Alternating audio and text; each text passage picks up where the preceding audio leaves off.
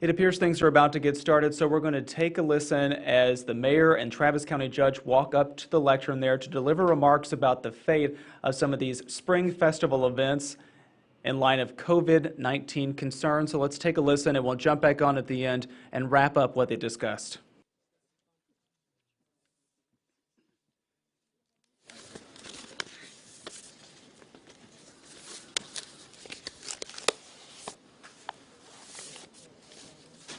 We ready? Yeah. You guys all set? We're all set. So I want to let you know that based on the recommendation of our public health officer and our director of public health, and after consultation with the city manager, I've gone ahead and declared a local disaster in the city, and associated with that have issued an order that effectively cancels South by Southwest for this year. The county judge has done a companion effort. I'm going to give her a chance to let you know that, and then we're going to hear from the medical professionals upon whose advice we relied, together with the independent advisory panel that they brought together. And then at the end of their comments, the judge and I will conclude and we'll ask for questions. Judge. Thank you so much, Mayor. As the Chief Executive of Travis County, I am signing a companion declaration of disaster, which will apply county-wide to festival gatherings that are attracting individuals from areas that have documented cases of person-to-person transmission of COVID-19, and also those participants would be expected to be in close and sustained proximity with one another. So clearly South by Southwest would fall under that criteria, but we will, this is a medical and data-driven decision, and so next I think it prudent to hear from Dr. Escott with regard to what goes into this decision, so that we'll also know how it will apply moving forward. The Travis County declaration lasts for 7 days, and of course with the option of renewal as long as we see circumstances requiring our heightened preparation.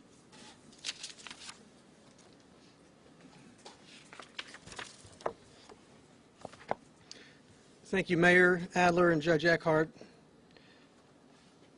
I want to thank you for your leadership in taking this proactive step to help this community prepare for this storm.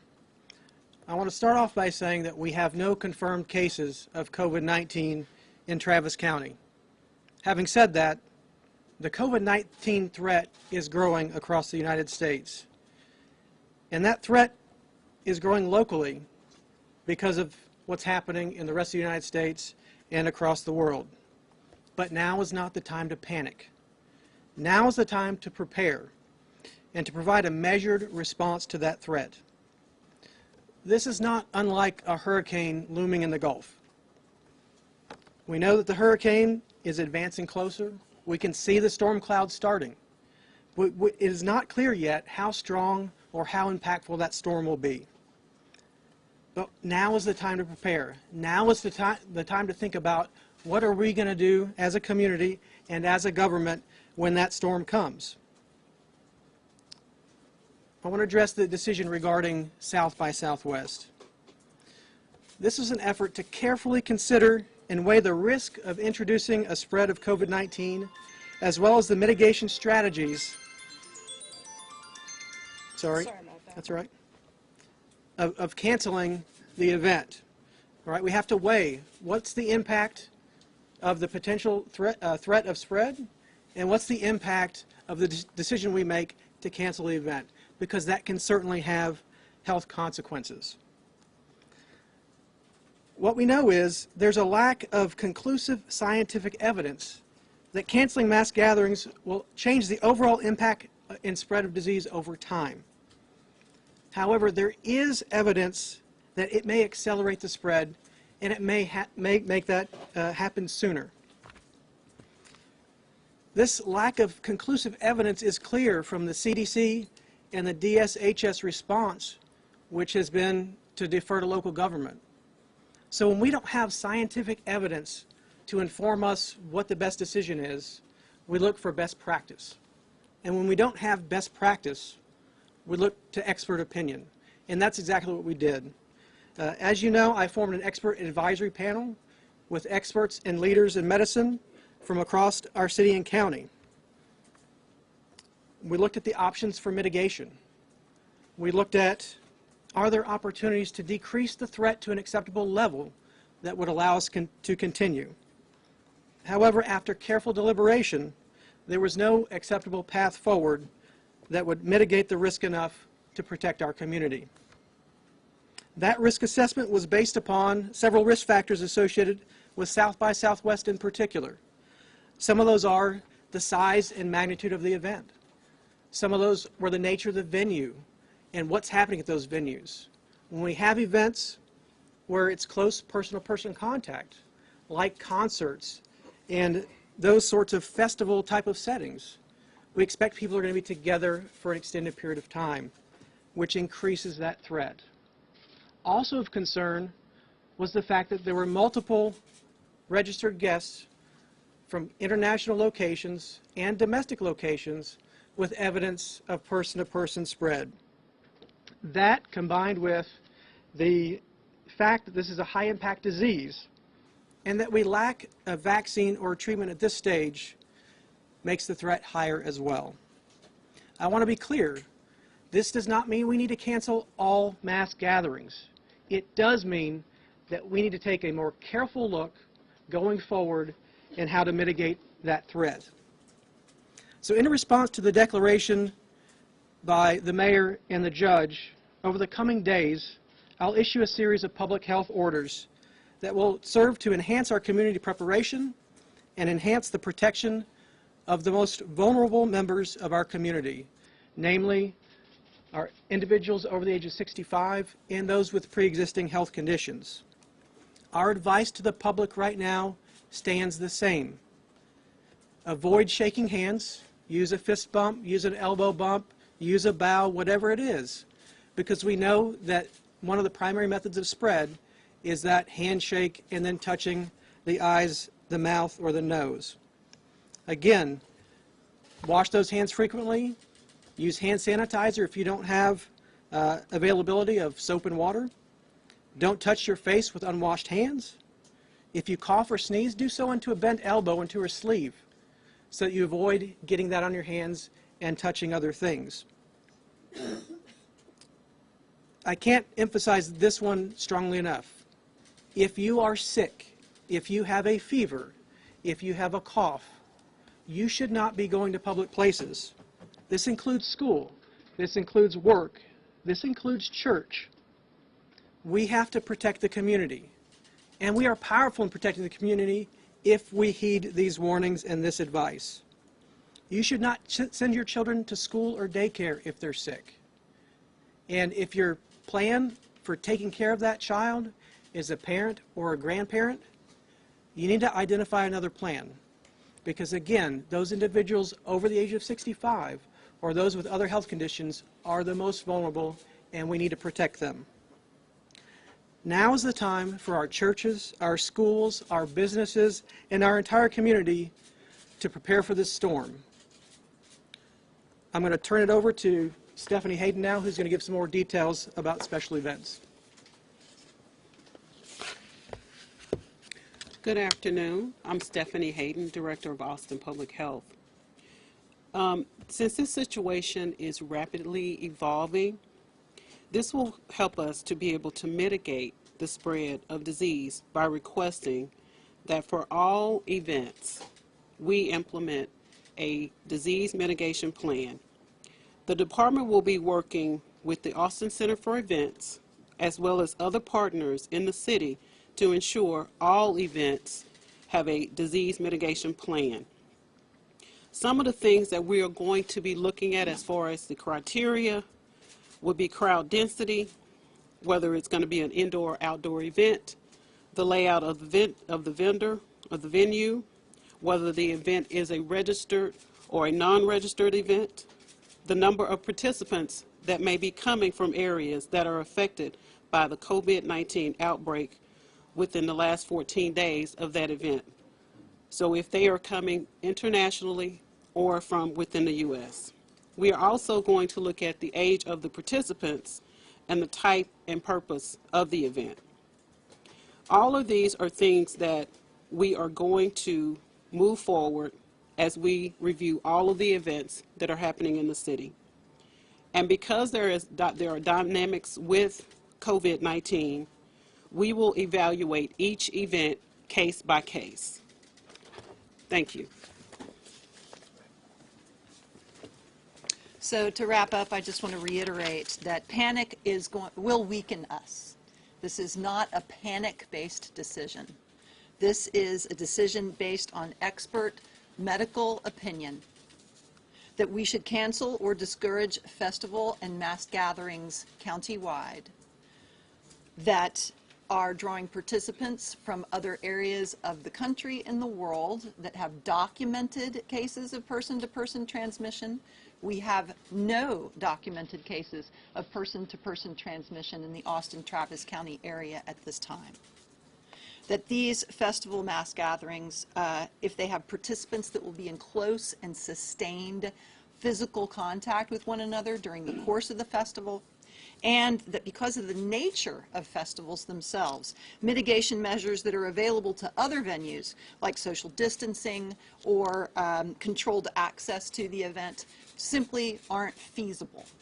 So that's what we're looking at. This is data-driven. It's health decision-driven. It is not a panic decision. This is an action being taken so we will be prepared in any event. And I really appreciate all of our community pulling together and doing what our mamas taught us to do.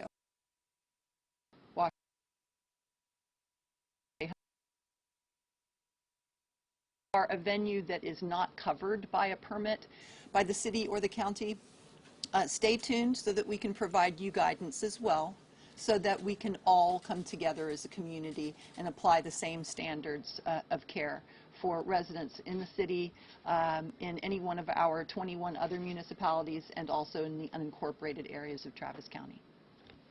Mayor?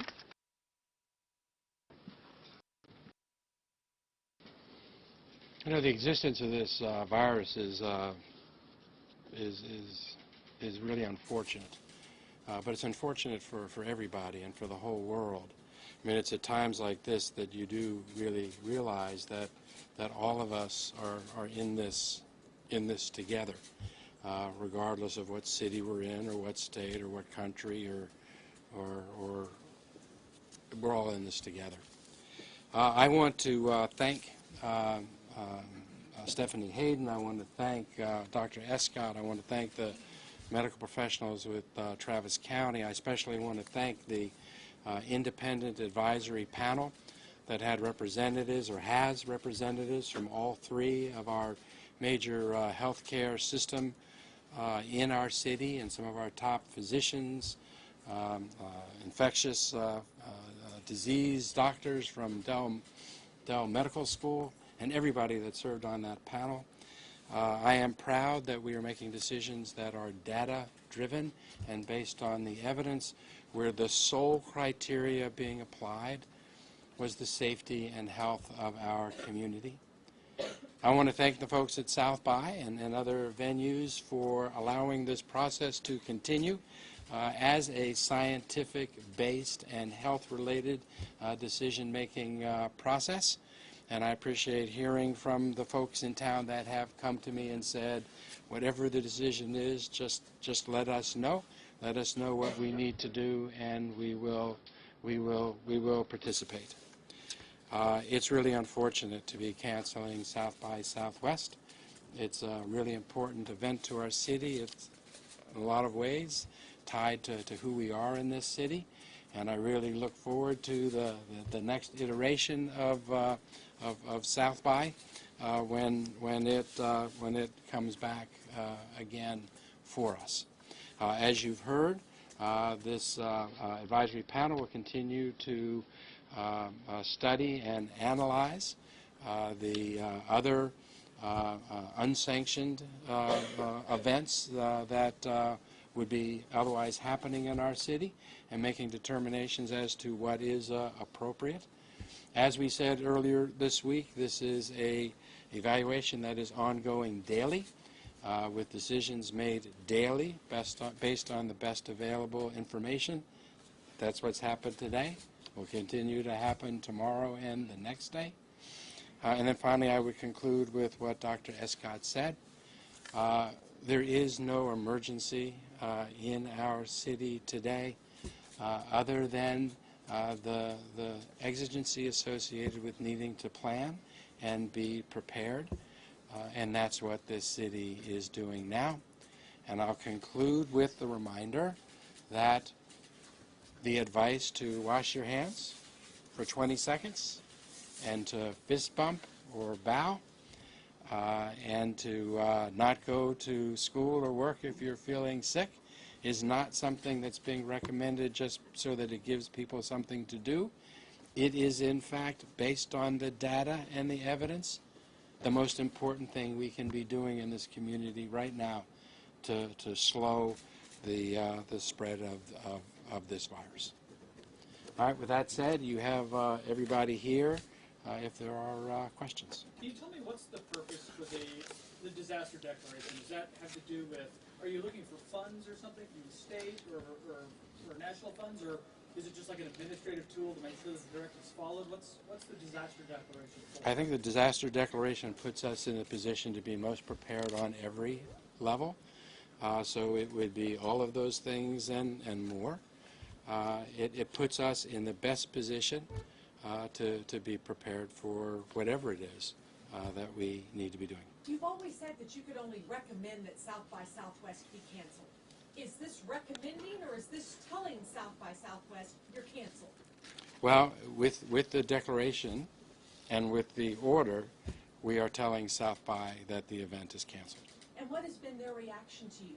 South by's reaction all along has been that they want to do anything and everything that the city and the county indicate is the best way to keep the community safe. And what do you think, though? The ramifications are big. I know health is the #1 priority, but the financial, economic ramifications are huge for the city. What are your thoughts on that? That all ramifications are secondary to helping to ensure that we are safe as a community, and we will deal with and work our way through all of the other ramifications. But this decision at all times has been governed by the priority to keep the people that live here and visit here And what safe. about the rodeo then, coming on its heels? Well, with all events that are coming up, the medical team will be establishing and applying criteria as they did here. And that event, as with all events, there will be criteria issued, as well as suggestions for mitigation efforts. So that will continue. And what about the Is anybody else have any other questions, please? Yeah, go ahead. Associated with this disaster declaration, is there a cap on the number of attendees at public gatherings? I'm wondering how this would affect events that may not be officially related to South by Southwest. Okay, so the order that's being issued doesn't establish in the order the criteria to be applied. It was the medical advice that based on the criteria that they have and the mitigation that would be necessary, that this event, holding this event was impossible, was incompatible with that. The work continues. It's going to be continuing on today to identify the criteria or whatever are the next appropriate action with respect to unsanctioned and by unsanctioned, we don't mean bad or evil. We just mean events that are not formally under the South by Southwest umbrella. And that additional work will be announced as it is produced and as is available. Let's go here and then here. Dr. Escott, you earlier the last thing we got on this was you're assessing, and you even said there's no reason to think that there's a heightened threat. But it's changed completely now. And also, I talked to Austin Public Health about a test, the first test that was sent to Atlanta. And they said 48 hours you'll know the results. You know those results, and also expound upon what changed, other than the empirical data or the other data from us. Sure. So I believe with the evolving situation across the United States, the identification of multiple cases in Harris County and around the Houston area, as well as, you know, the fact that we're now testing individuals for the possibility of COVID-19, that raises our level of concern to elevated. We don't have any confirmed cases. We did get a result back on the one that we initially sent. It was negative. We have additional ones that have been sent. We will not communicate every time we get a negative test. We'll tell you the first one's negative, but we will communicate anytime we have a positive result and give you our usual information associated with those cases. Let's go here, please. When you mentioned the evidence that it has the capacity to accelerate, can you clarify what you meant and exactly what this panel of advisors were discussing when it came to the hard evidence that you were looking at? Sure. So there's literature on both sides regarding, do mass gatherings impact the long-term number of people who get sick or die? And that answer is unclear. This is why you see CDC and DSHS has not issued specific information on what should go and what shouldn't. That's based on a threat assessment. But you know, it's important to remember that there is some evidence that because, particularly in this circumstance, there's the potential of bringing people from areas where there is active transmission of disease to our area, that could seed the infection here and cause an outbreak sooner. Now, is that a concern in every circumstance? Not necessarily. Not in the cases where we have vaccines, we have medications which we can treat those. But in this circumstance, part of our national, our state, our local strategy is to delay this as long as possible, because we don't know how soon we're going to identify a treatment. We know that a number of companies are working on vaccine development. And we also know that we have a normal decline in infectious diseases related to colds and flus that happen in the summer months. So we need to buy time. Our effort was to see if there were opportunities to mitigate that threat enough to go on. And the answer is there wasn't a path forward. And yesterday the governor announced the opening of more labs here locally and in Texas. The next question I had for that is whether or not we here locally in the county and the city have the capacity to test the people that may fall under these symptoms. And I know it is a very step-by-step process that must be followed, but do we have the tools, the testing kits, and the right resources to actually tackle this problem if it does accelerate here in our county? Sure. And let me clarify something, two things for a moment. When we talk about testing kits, those are the kits that the tests are actually run on. We have swabs, we have tubes, we have the ability to collect that information. We don't have a lab ourselves as the City of Austin or Travis County. We have a lab here, which belongs to the state, and that's the state lab here downtown. Sorry. Yep, go ahead. I was going to say back here, and then we'll go over here. Difference in verbiage between disaster and a health emergency. Do we have somebody? That's something we'll have to follow up with you. That's probably a legal definition that we'll get back to you on. Secondly, is the threshold, or knowing where the guest came from, is that what separates South by Southwest from the rodeo, say, or another awesome urban music festival, or anything, or the Dell Match Play, or anything else coming up? Sure. So the origin of the travelers was a key consideration, a key concern, and that was one of the things that we couldn't mitigate, or would have been very difficult to mitigate. One of the concerns that we had is that many of those individuals would have been placed under control orders or quarantine on their arrival to the City of Austin. Our concern was there was a possibility that those individuals would intentionally violate that control order and come to the event, which is difficult for us to control. So that was a key consideration. If events are local events, like high school sporting events, or events at the University of Texas that use Texas residents only, or the vast majority are, it's a much different threat level. Okay, over here. Do the City of Austin Austin and/or South by Southwest have insurance that would cover the cancellation of an event such as this? I can't answer that. That may be another question for law. Okay. The negative result you got, just to be abundantly clear, when you made the announcement on Tuesday that testing was underway, is this one of the individuals from that, so that we can kind of clarify that that patient is cleared now? Yes, yes. One of the things that we found is, we've had tests that have been sent to CDC that are still pending, and we have tests that have gone to the state lab that are getting processed more now, because obviously CDC being the only lab for quite some time, there's a backlog. We're expecting that we'll get a much quicker turnaround now that the lab is open here in Austin. Some more questions. Doctor, very quickly, I know you can't provide specifics on the folks that have been tested, but can you at least give the profile? Are they elderly? Are they men? Now, again, I won't provide any information at all on individuals being tested.